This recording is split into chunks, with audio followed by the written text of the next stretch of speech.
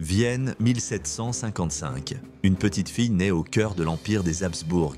Elle s'appelle Marie-Antonie Joseph Johanna, mais le monde la connaîtra sous un autre nom. Marie-Antoinette, fille de l'impératrice Marie-Thérèse d'Autriche, elle grandit dans les dorures du palais de Schönbrunn. Elle est éduquée, raffinée, élevée pour être un pion politique dans les jeux d'alliance européens. À 14 ans, elle est envoyée à Versailles pour épouser le dauphin de France, futur Louis XVI. Le mariage unit deux empires ennemis, la France et l'Autriche. Mais pour le peuple français, elle reste une étrangère.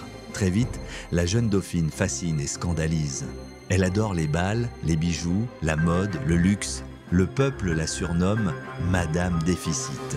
À tort ou à raison, elle devient le visage du gaspillage royal.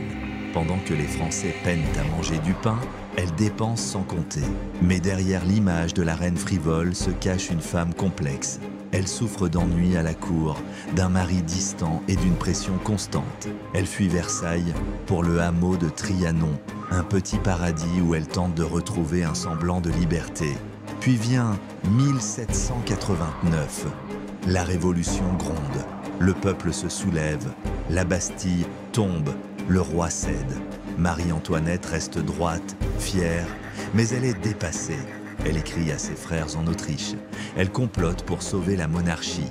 Elle croit encore que tout peut s'arranger. Elle refuse de fuir jusqu'à ce qu'il soit trop tard.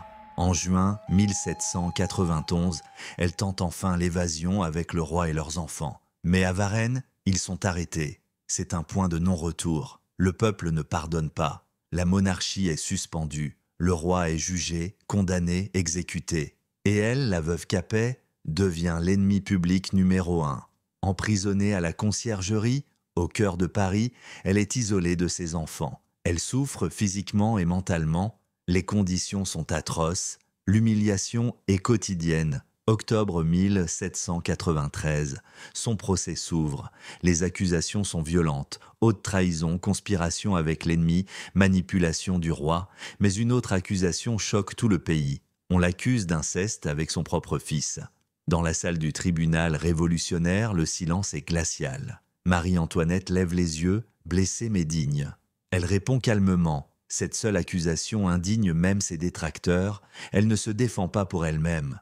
Elle se défend pour l'honneur, pour ses enfants, pour ce qui lui reste de dignité. Mais le verdict est déjà écrit. Condamnée à mort, le matin du 16 octobre 1793, Marie-Antoinette se lève. Ses cheveux ont blanchi. Elle a 37 ans. Elle porte une robe blanche, simple. On lui lie les mains. On la hisse dans une charrette, exposée aux moqueries de la foule. Sur le chemin vers l'échafaud, elle garde la tête haute. Certains la huent, d'autres baissent les yeux.